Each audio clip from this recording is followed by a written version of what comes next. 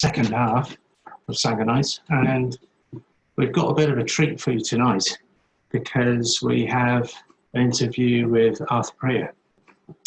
And Arthapriya is a very well-known order member within Cambridge, within the UK, and across the movement. So I'll just say a little bit about Arthapriya, and then I'll introduce you to our interviewer, which is Shubhanaga. So Arthapriya hails originally from the Potteries, that particular part of the Midlands, and I think he told me once he used to work in supplementary benefit. I think that was a very long time ago. He was ordained in 1987 at Gukyaloka in Spain, and he spent many years at the Manchester Buddhist Centre, and also at Padmaloka Retreat Centre, the centre for men's preparing for ordination, where he still works. He's still very much involved in the men's ordination process. These days he's based in Cambridge, and he's also a public preceptor and a member of the College of Public Preceptors, that group of women and men who oversee the spiritual direction of the Triratna Buddhist movement. He's also a very accomplished and popular speaker. So welcome to Arthapriya. Shubhanaga is our interviewer tonight, and he's from Cumbria. He's originally from Cumbria, the Lake District. So you might detect that in his northern accent. He was ordained at Gukyaloka also, but that was in 2018. And he also is living in Cambridge. He leads study for Mitras in Cambridge. And when he's not doing that, he works in an architect's practice in Cambridge, and is in fact an architect. And he's our interviewer for this evening. So welcome to Shubhanaga. So without further ado, I'd like to hand you over now to Shubhanaga and Arthapriya. Thank you. Thank you, Sadaraja. That introduction. I'm trying to get Arthapriya on my screen. I haven't got him anywhere because I need to be. There he is. Great, lovely. And Arthapriya and I, so Arthapriya led my course in 2018. So we're very good friends. We lived together for a short time before that as well. So it's a real pleasure actually to be here interviewing Arthapriya. So let's jump in. I wanted to start, Arthapriya, with your early life. You grew up in Stoke-on-Trent. And I just wanted to ask you a little bit about that. I was trying to place when that was, but I'm not going to guess. You can tell us. And yeah, I'm just interested to kind of find out a little bit about your kind of early life, first of all. Yeah. Okay, well, I was born in 1955. I'm not going to give you the whole the whole life story, but I was born in 1955. To a working class Irish Catholic family, and I've got one older sister who bullied me a bit. We love each other now, but she bullied me a bit when we were younger. And I've got three younger sisters, and my dad was a butcher, and my mother was a school teacher.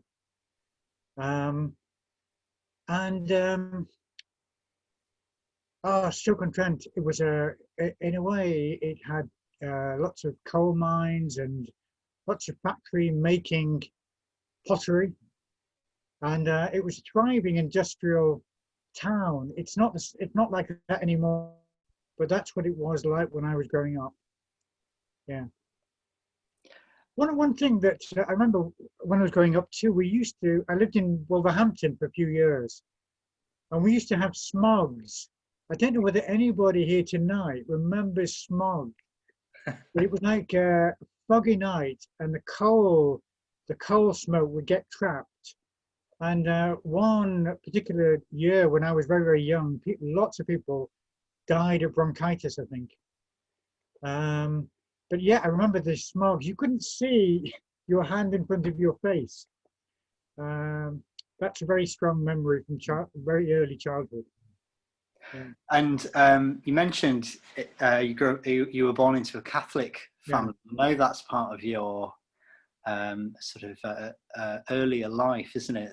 The history there. And you, so Buddhism wasn't your first religion, in fact. No. I mean,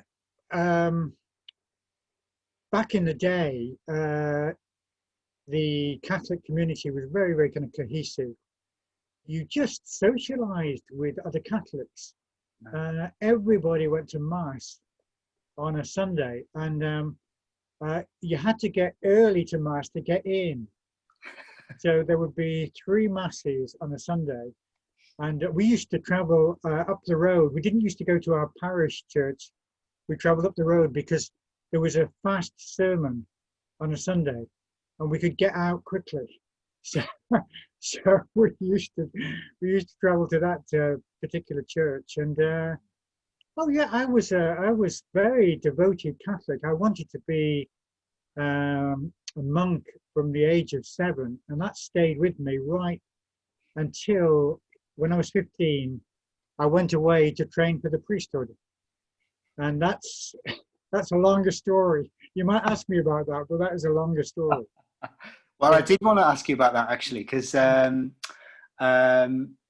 yeah, being a gay man, I imagine that wasn't a sort of. I haven't quite pieced together when you sort of came out, but was there a sort of overlap there? Because I know you were a sort of teenage. You were a teenager, weren't you, when you joined the seminary? Yeah. What was that like? It was one of those things. We were told, we got very, very basic sex instruction at school. We had a young priest, so we had a young celibate priest come and talk to the boys about sex. And I remember he said that if we had feelings in the night, he didn't say anything more than that, but feelings in the night, we were to call on and pray to the Virgin Mary, and she would take those feelings away. I'm afraid it didn't work for me. So, oh no, it was kept very, very, I didn't tell anybody. That was one of the things I realized, that when I realized that I was gay, I knew that I would never be able to tell anybody about it. It was going to be a very kind of secretive and lonely life in some way. But I'd got this aspiration towards a spiritual, and but the Catholic Church has never been very sympathetic towards that, and it certainly wasn't sympathetic back then. So I kept it hidden, and so I was living in a small seminary near it was in a place called Upholland. I don't know whether you've ever heard of Upholland. It's outside Wigan. Not very romantic place. And I loved it. I loved living in a men's community, which is what it was. But I found it harder and harder to believe Catholic teaching. And my faith started to unravel. It was like, when you pull a thread out of a jumper, and if you pull it, it starts to unravel. That's what happened.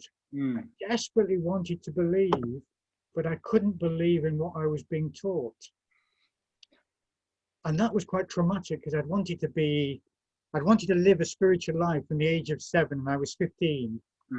And but I'd got enough integrity that I couldn't stay in the seminary if I didn't believe anymore. So what was I going to do? Oh, it was hard. It was really, really a hard time in my life. And what sort of age were you then? I was 15. 15. Was that 15 when you left the seminary? Yeah, I was at the seminary. I was only at the seminary for 6 months. It only took 6 months at the seminary to, in a way, unravel my faith. I tried to get it back, but faith isn't something you can just will. So I'd known, up until that point, I'd known where I wanted my life to go. I wanted my life to go into helping others and leading a life that was bigger than me, the spiritual life. And then suddenly the spiritual element, which of course I identified with God, disappeared. And for many, many years, I felt like I'd got a kind of void in my heart. I remember trying other spiritual traditions, but each one had God, you know, in the middle of it. I didn't try Buddhism because it was hard to find out anything about Buddhism. But I didn't encounter Buddhism until I was 27.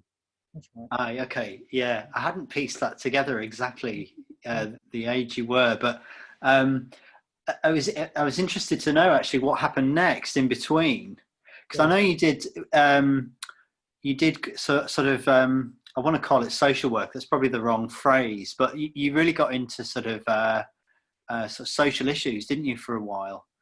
Well, I think, yeah, that's my dad. My dad was a socialist, and my grandfather had been a socialist. I remember once being interested in communism. I was a Catholic, but I was interested in communism. And I asked my dad if I could join the Communist Party. And he said, no, you're Labour, like me. This was when I was about 14. And so I think my spiritual aspiration just shifted over to wanting to change the world through socialism. Mm-hmm. Because I had a heartfelt kind of response to unfairness in the world, prejudice in the world. I wanted to change that if I could. Mm-hmm. Yeah. I want to ask you about when you encountered Buddhism. I know the story actually, but I want to ask you because not because I want to know, but but yeah, I think it'd just be really interested to know like what the point was when you sort of met Buddhism. Yeah. Before that, though, when I was in my 20s, the Pope, John Paul, as he was then, John Paul II, came over to England. Oh yeah. And I'd got Catholic friends, of course, still, and intelligent Catholic friends who believed. And I thought, well, maybe I could try again. And I remember going back to confession and back to Mass once. And I couldn't go, I couldn't do it. So my heart went into social issues. And then this friend knew that I was interested in spiritual matters, gave me a cassette tape of a radio interview with Christmas Humphreys. And he thought I would like it. And that tape, Shubhanaga, changed my life. I listened to it in my flat. It was one of those small cassette tapes, you know, that all used to unravel in the machine. Anyway, and it was a Kiss a Go to Me story. Christmas Humphreys got an actor to read out the Kiss a Go to Me story. And of course, I thought the Buddha, like Jesus, was going to bring the dead baby back to life. And when that didn't happen, when the Buddha in a way gave her a much more profound teaching, I was completely wowed. I was a Buddhist. I knew that night, listening to that story, that I was a Buddhist, and yet I didn't know anything about Buddhism except that story. And there was no internet at the time. The local bookshop in town had one book on Buddhism, Dhammapada, and that was it. I didn't meet a Buddhist for 2 years, I think. Didn't talk to a Buddhist for 2 years after that. Because community is so big for you, isn't it? So yeah, that's, gosh. Yeah. Was there so what happened in that sort of 2-year period, and then how did you encounter sort of Triratna? Well, it's interesting because I said I was 27 when I listened to the tape, and So I was coming up to 30. And for me, that was an existential kind of crisis. Because I strongly believed at the time that if you didn't change by the time you were 30, there was no hope. You were stuck. I don't believe that now. but life is over. You know, when you're 30, that's what you believe when you're in your early 20s and your teens, isn't it? So I had a bit of an existential crisis, and I thought, I need to find other Buddhists. I need to get out of this small town. I need to break out. Otherwise, I'm going to be like some of the people I worked with, and I didn't want that. Mm-hmm. I didn't want to be waking up in 30 years' time thinking, what happened? Where did my life go? So I moved hundreds of miles away. I moved down to Bristol, and God, it was quite an adventure. And I moved to a social security office. I was working for supplementary benefits, as Sadharaji said. And I moved out of the frying pan into the fire because the social security office was in an area where there had been riots in Bristol, and people had tried to burn the office down. So there was a lot of ethnic tensions in Bristol. And the office was in a kind of a black area of Bristol, and there was a lot of tension, a lot of prejudice in the office towards people in the neighbourhood. I hated that. I really did hate that. Yeah. Oh, I never realised that was that was how you made it to Bristol, actually. So that was you moving from Wigan or from Stoke, was it? Stoke-on-Trent. Yeah. And tell me about some of the people you met there. What, in Bristol, you mean? In Bristol, yeah. Because that's where you encountered the Sangha, wasn't it? Yeah. Well, I remember the first day at the office. So I was working with people long-term unemployed, and the first time I answered the phone in the office, I couldn't understand the Bristolian accent. So I had to hand over the phone to somebody. They were speaking English, but I just couldn't make out what they were saying. So it was difficult. It was difficult working in an office like that. And I was looking all the time. I was looking for something about Buddhism. And finally, after a few weeks in this new place, I saw a poster, and it said the FWBO, which is what Triratna used to be called, of course, was having a meditation class in the Catholic chaplaincy at the university at a particular date, particular time. Ring this particular number. And I remember ringing the number, and I thought at the time, this is a life-changing moment. Somebody answered the phone, and they were very friendly, and they said, yeah, come along. So I went up to the Catholic chaplaincy, and I remember there was an AA meeting upstairs, and I lived with somebody who was a heavy drinker, and I was a heavy drinker at the time. And it seemed significant, that meeting upstairs, and there were the Buddhists on the ground floor. And I remember going towards the door handle of the room where the Buddhists were, and just feeling afraid. I didn't know what was behind the door, but I went in, and it was a bit of an anticlimax. You know, it was very kind of low key. And I didn't know whether the order members were monks or what they were, you know, but they were friendly, and that was the main thing. Mm-hmm. Yeah. So what sort of just trying to piece this together with, so you were ordained in 87. What year was this? This was 84. 84. Yeah. Yeah. And You ended up living in community in Bristol. Was that the first place you moved into community? Yeah, it was. It Yeah. was. And my dad's work ethic is very, very strong. And I remember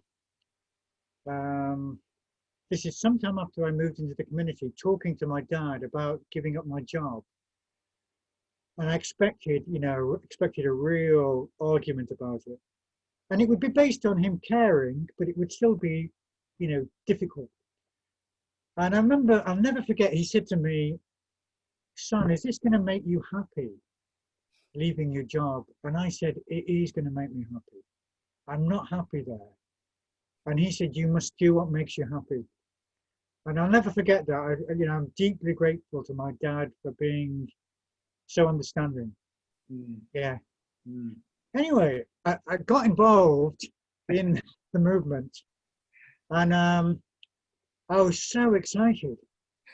I used to get tapes out of Bante's lectures, and I would play them in my flat. This is before I moved into the community. I would play them in my flat, and I would experience rapture.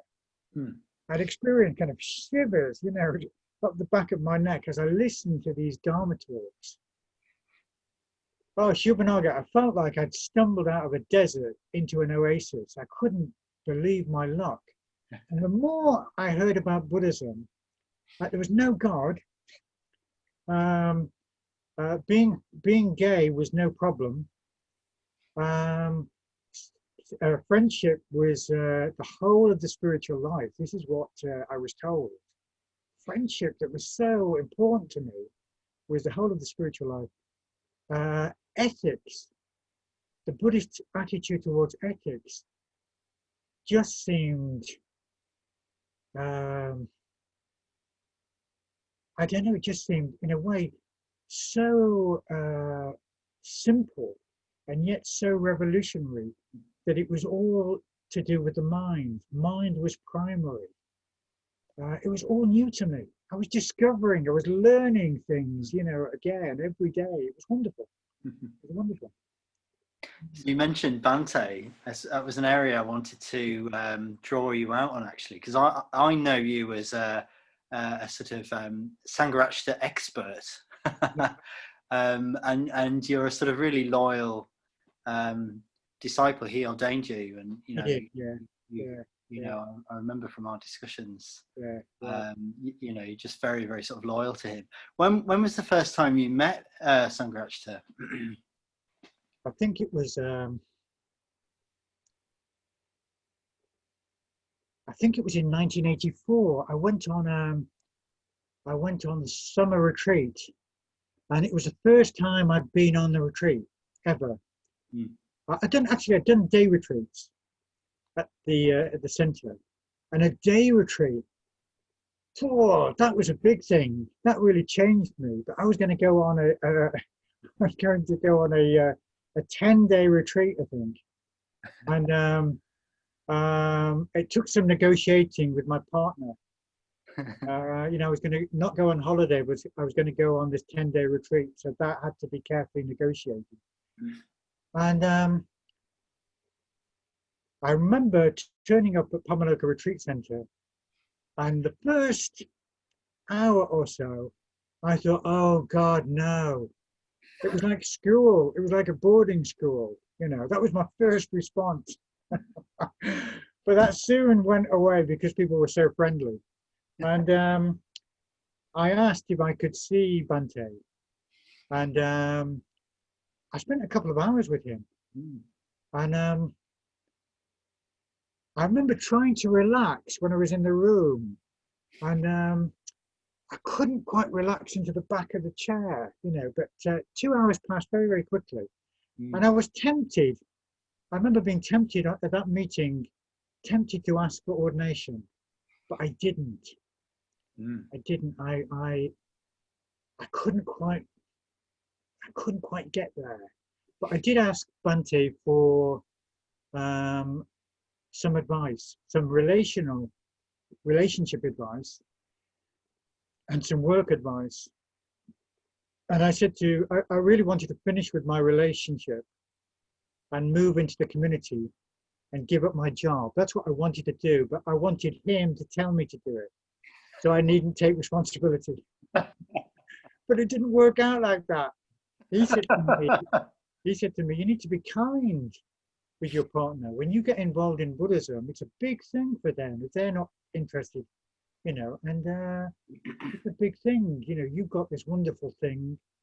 They haven't. You need to be kind. You need to be understanding. You need to spend more time with them. It's not what I wanted to hear.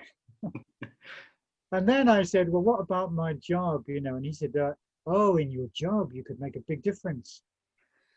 You know, having a Buddhist working in a benefit office would be a great thing. And I thought, no. So I'm grateful to Bhante for not telling me what to do, because I needed to make the decisions myself. And when I came out of the room, I thought, no, I'm going to finish my relationship and I'm going to finish my job. But I had made the decisions, you know, I hadn't put it onto somebody else. Yeah, but he was so kind to me, so encouraging, and that was my whole experience with Bhante. Yeah, oh, very, very kind, very, very understanding, very human. Yeah. I've heard lots of stories like that, you know, from people who've had a lot of contact with Bhante. Yeah, that thing of giving you responsibility. Yeah, seems like, yeah, he sort of had this really sort of gifted in that in that sense, like knowing how to really sort of inspire people to take control of their own, or take responsibility for their own sort of lives. Yeah, maybe we'll talk more. Well, I think what he was doing, Shubhanaga, was he was treating me as a grown-up. You know, I wasn't a grown-up properly, but he was treating me as you know, somebody who could make up my own mind about my life decisions, and you know, I appreciated that.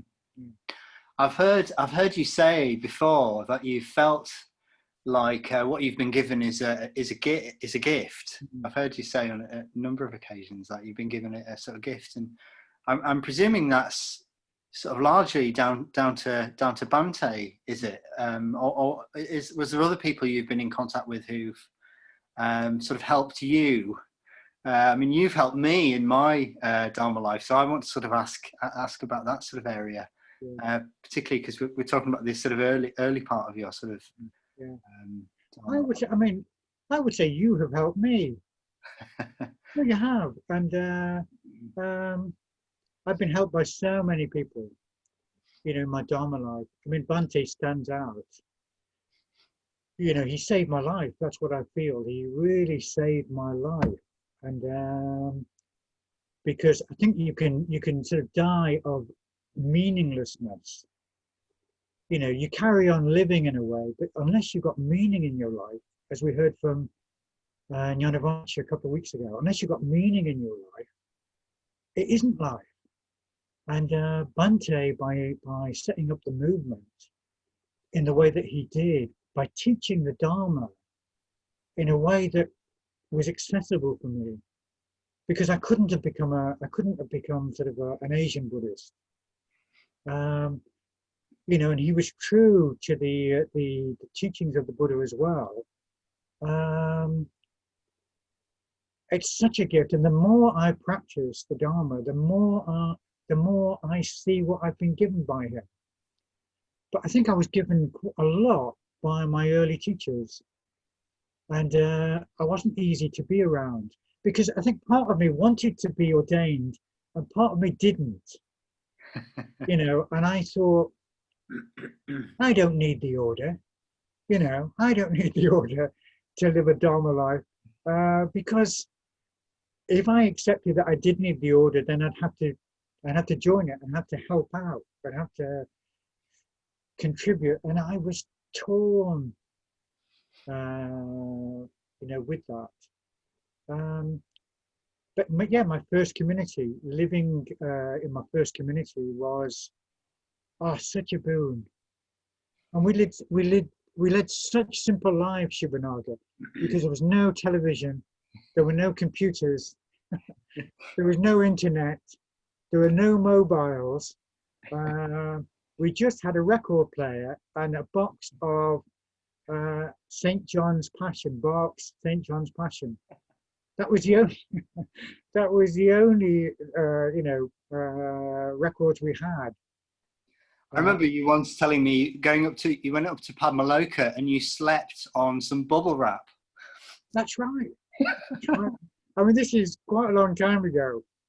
Those who were thinking of going to Padmaloka, they've upgraded the bubble wrap. So there were proper beds. But it was a men's event, and there were so many people on the men's event.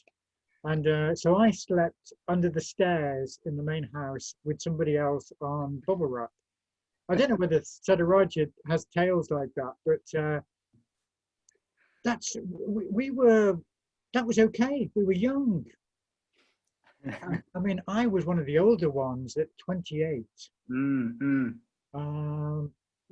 the guys in my community, they were in their late teens and their early 20s, and they looked up to me as a mature man of 28. Little did they know. Yeah. Well, I wanted to ask you a little bit about your sort of early order life, actually. So maybe that's a good opportunity to jump in there. I mean, I don't know whether you want to say anything about your... I'd like to get on to kind of Gukhiloka as well, actually. I mean, I think your course was the first course at Gukhiloka, wasn't it? So, yeah, you may want to say a bit about that. But, yeah, I want to kind of get on to your sort of early order life as well. Yeah. Well, I felt like I took a long time to get ordained. It was 2 years.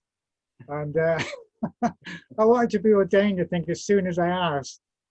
But they said I had to wait, and they were quite right, And so I was invited to the 87 course, and I was so disappointed because I wanted to go to Tuscany, where the ordinations had been before.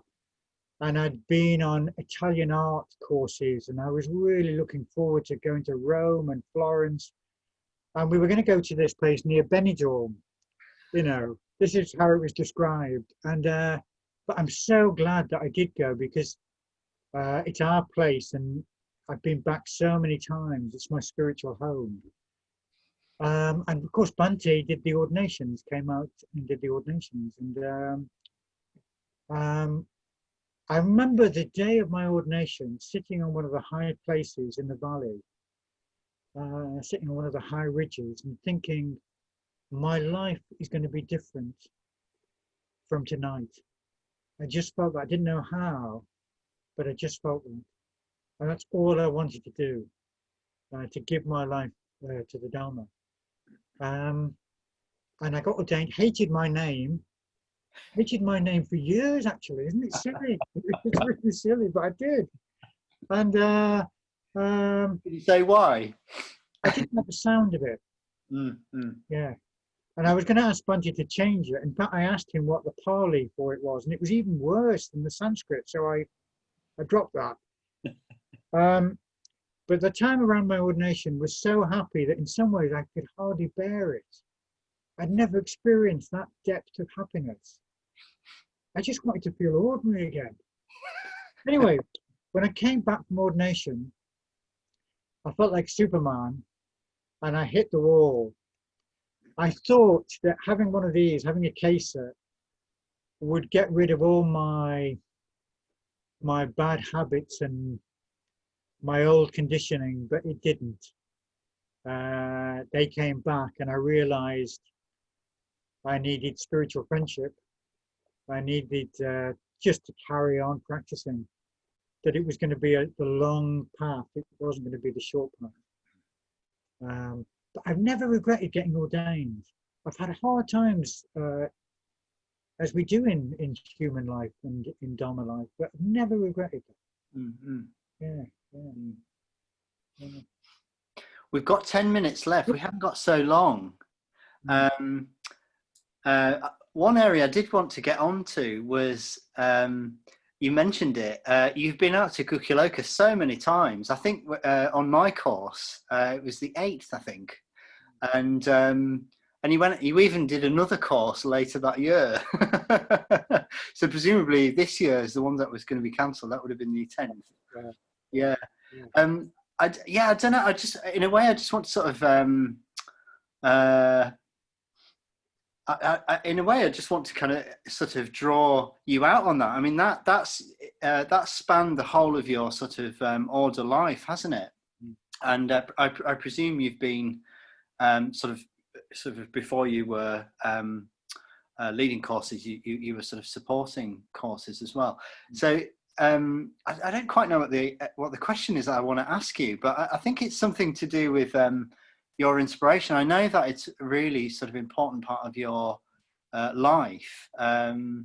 It was wonderful kind of encountering you there. I guess I just want to sort of open a space up for you to talk, if you like, a little bit. Yeah. Well, I think one of the loveliest things in Dharma life is to see people grow, isn't it? Yeah. You know, you've done beginners courses and newcomers courses, really, because they're not. Some people are not beginners. They've been looking. Sometimes they've been looking for years, haven't they, before they get to the center? But they're new to us. But to see people find the Dharma, and sometimes they've got a number of jigsaw pieces of meaning, but the Dharma puts everything together and more than they've got, together. And it's like that at Gyaloka. You see the process of growth get deeper and deeper, and to see friends make that decisive commitment to the three jewels at ordination is fantastic. It's fabulous. It's wonderful. You see people spiritually reborn, and I've had a number of lots of women and men friends take that step over the years, and nothing in a way beats that. It's wonderful to be involved in that. My own ordination was a very happy experience, but seeing other people get ordained it's like pure mudita, pure sympathetic joy. And Gyaloka it's soaked in that experience. Every course I go on is different because the people are different. But there's something as well that is profoundly significant. There's a resonance of that. And of course, when you hear people's names, when I heard your name and Kamanaga's name, and you were ordained by somebody that I ordained. For me, seeing somebody that I'd ordain people was wonderful, marvelous. Yeah. So it's a very, very special place for me. And I'm going there next Monday, hopefully for 6 weeks solitary. And it's fantastic. It's like going home, going to Gyaloka. Because I've noticed one thing I've noticed about you is you really enjoy creating contexts for people. I think, and we've kind of skirted over your time in Manchester, and also all those years you spent at Windhorse as well. Was that the thing? Was it the kind of the context where you could sort of come into relationship with people? Was that the thing really inspired you? We all need a context. We live in very individualistic times, don't we? And people can sometimes think that they can lead the spiritual life on their own. You just need YouTube, You don't. You need other people. We all need other people. And we either need other people because without them, it's really hard to make progress. And we need other people too to draw qualities out of us. We need people in all sorts of ways. And when I was in Manchester, you know, doing the building project, turning this 6-story warehouse, derelict warehouse, into a Buddhist center, we worked together. We didn't just come and taught the Dharma together. We got dirty together. I mean, really, really dirty. We worked until we wanted to drop. And I remember sometimes in the afternoon, there'd be these tea breaks in the afternoon, and people would just be sitting there, exhausted, drinking their tea in this wonderful, companionable silence. Everybody. So although I was chairman at the center, I was the chief plasterer. Everybody worked, you know, we were all in it together. And I saw qualities drawn out of my friends in that context that I'd never have seen, I think, at classes. You know, I remember going out on the vans with Arthur City when Arthur City was a van man for Windhorse. He was the boss, and I was helping him. I was getting the sandwiches, and I was doing whatever I could. And I saw qualities in him, qualities of determination, resilience, and cheerfulness and positivity that didn't come out in the same way when we were studying the Dharma. So you need a whole range of different contexts and different ways of coming together to get to know people, to get to know yourself. Yeah. I've wondered about this area myself, actually, because the movement's different now, isn't it? You guys were building the institutions then. Yeah. And actually, we've got a different challenge now, because I think work, as you're sort of saying, work draws sort of people together in a particular way, draws qualities out that maybe we sort of can't contact. Yeah, I mean, what would you? I mean, do you think we've got a sort of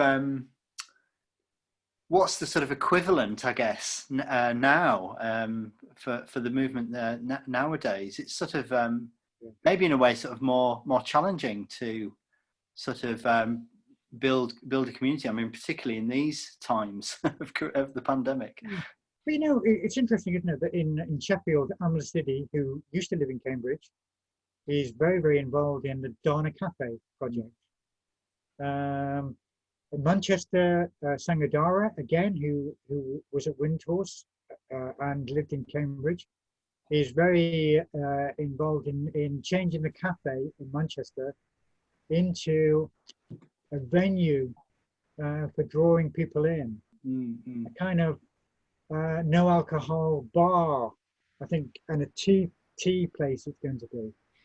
So, you know, if you can't do that, if you can't set up something like that, get involved in team, get involved in a retreat team or a beginners course team, a festival team, any project at all where you come together to work together, to be together, do that. And yeah, the more we know one another, the more we kind of, I suppose in a way, the more bonded we are, you know, as a community, as friends. Yeah. Okay, Arthapriya, I'm sorry to have to kind of cut you off. You seem to be in a role at the moment where you could just carry on all night, and we'd love to hear you. However, we've just got to that point where we want to give an opportunity to people to ask questions. It's been really great hearing you and some of the stories, and I particularly was very moved to hear about you being converted by that tape with Christmas Humphreys and, well, the parable of Kisama Gotami. What a wonderful thing to have happen. So I'm asking people, if they want to ask you a question now, to put that in the chat box, and we'll do that. We'll put them to you. So the first question we've got here is from Stephen Wyard, and he's saying, is there a Buddhist teaching that especially inspires you personally?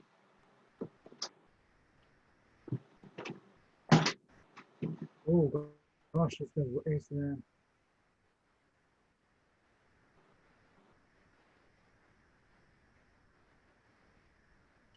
I think in a way, Stephen, I was lucky enough to speak on a teaching that really inspires me a few weeks ago when we were doing the Dhammapada, which was hatred never pacifies hatred. Hatred is only pacified by love. That is the eternal Dharma. And that and the first two verses of the Dhammapada about experiences preceded by minds. So I think particularly when Maitri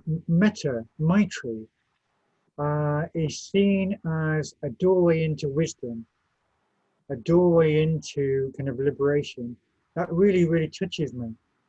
The whole Metta Bhavana, when I was taught the Metta Bhavana in 1984, God, it was so hard for me because it put me in touch with my frustration and my unhappiness. And it put me in touch with my real feelings, which were very, very difficult for a time, but actually it gave me a means to go beyond that. So Metta Bhavana too is profound. It's an insight practice. It's not just a beginner's practice, it's an insight practice. Thank you. We've got another one here. There are a number of people who are saying they really appreciated what you've just been talking about, but we do have quite a good question here. In fact, the questions are starting to sort of mount up, really. So Jeremy Peters is asking, you were saying that when you came across Buddhism, some aspects of your life were complicated. What conditions at the time were conducive to you being receptive to the Dharma? I think that one of the main conditions, Sadhuraju, was that I was so unhappy. And I was drinking. Yeah. I was drinking to actually release the pressure, but it doesn't work. It was making me unhappier. It was making me more tense. But that's what I was doing. I was drinking to try and release the tension. Drinking every night, you know, and I think I reached a point where I was so unhappy. There's so much dukkha in my life that I was open. And it also came about when I told you about that existential time. I was coming up to 30. I felt I've got to do something. But I didn't know what, you know. So faith arises out of dukkha, doesn't it? I got the dukkha, but I hadn't met the object of faith yet. And then when I did meet it, listening to that tape, that was it. I was a Buddhist. So if something like the Cambridge Buddhist Centre had been around in your life at that time? That would have been fantastic. That would have been fantastic, yeah. Well, the books, the internet that is around. In a way, the internet is a double-edged thing, isn't it? There's too much in a way. Yeah. So I was desperate. That's what made me receptive. Thank you. Well, we've got another one here from Virya Jyoti. She says, you hit the wall when you returned due to old habits and conditioning. What kept you going? How are these habits and conditioning now? How have they changed? Well, I remember the night. It was a rainy night in Bristol. And this old habit of mine reappeared. And I thought, doubt came with it. I thought, you haven't changed at all. You're just like you were before, you know. And it was difficult. It was really difficult. But my faith was very, very strong. I experienced strong doubt, but I had strong faith. I think in a way, because my faith was so strong, it allowed me to experience strong doubt. And what kept me going was friendship, the Dharma. Luckily, I was working for the centre, which is fantastic, actually. So I was I was having to let the Dharma in. Mm. And my meditation, my green Tara sadhana, my sadhana saved me. It saved me so many times. Mm. Having that connection with the Bodhisattva. Mm. When Bhante ordained me, he said, and he said this very often to people he ordained, this is you at the end of your spiritual life. So green Tara, in a way, the qualities of green Tara pointed to what I would be like if I, you know, completed the spiritual life, so to speak. Yeah. Thank you. We've got time for one more question, Arthapriya. And that's from Priya. And he says, Arthapriya, thank you for your openness. Can you think of any time or experience you would now consider a mistake, or maybe tinged with regret?